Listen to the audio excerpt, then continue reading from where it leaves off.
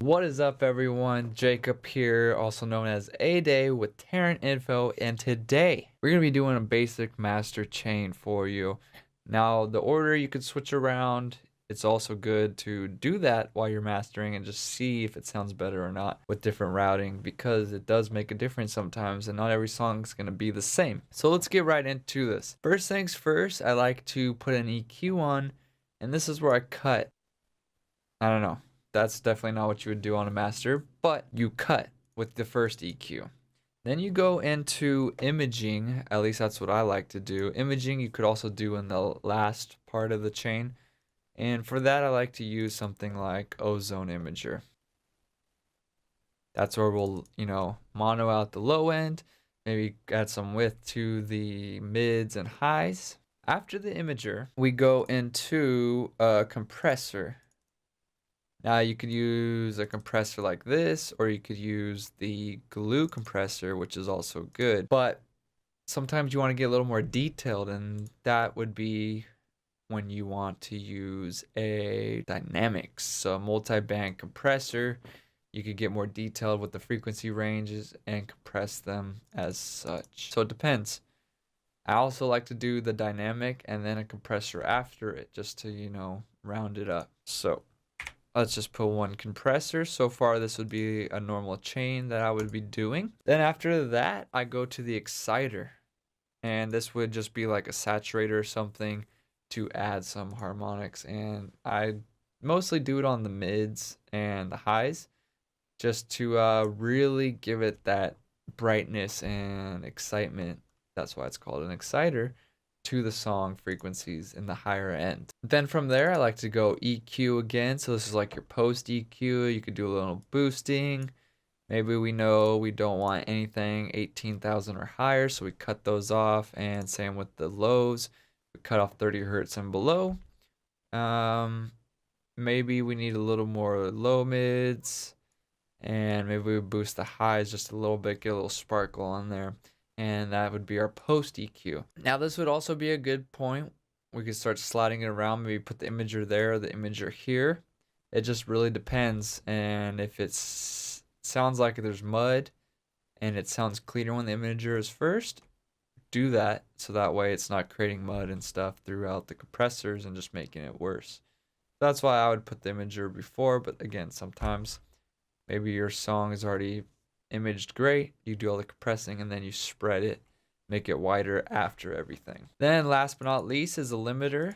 So what I would do is I'd push this limiter a little bit, have it start clipping, and then from there I would throw on something a little more built to take a beating, like the invisible limiter, and then I'll go ahead and push it just a little bit more into this limiter, whereas this first one is just catching those early peaks.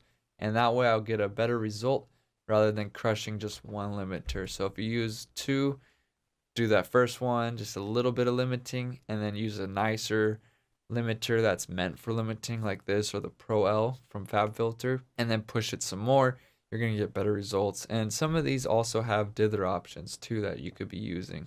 So that's something to think about. And that's your basic chain. So let's just run through it real quick. You have your EQ. You're going to cut with this EQ. You could also add another EQ right after if you want to do any boosting. So first cut EQ, then you do your boosting EQs, whatever you want.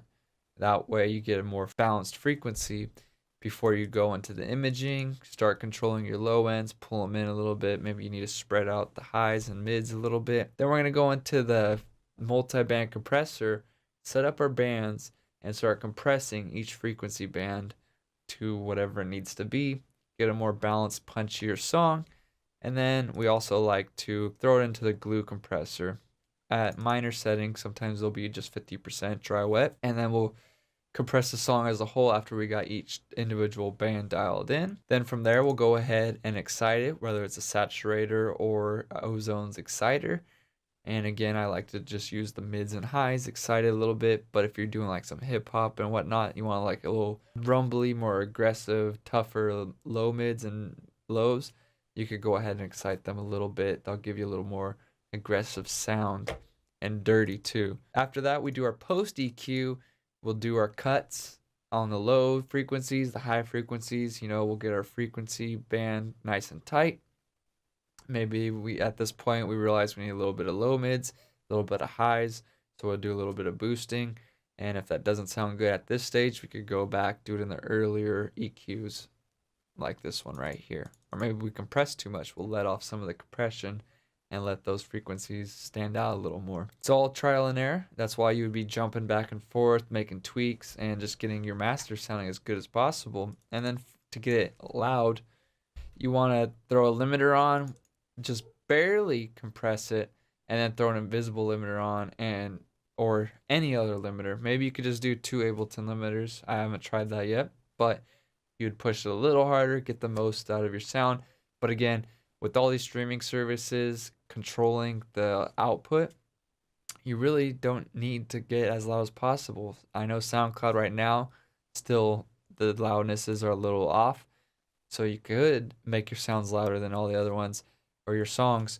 But on something like Spotify, I think YouTube too now, they try to match the levels.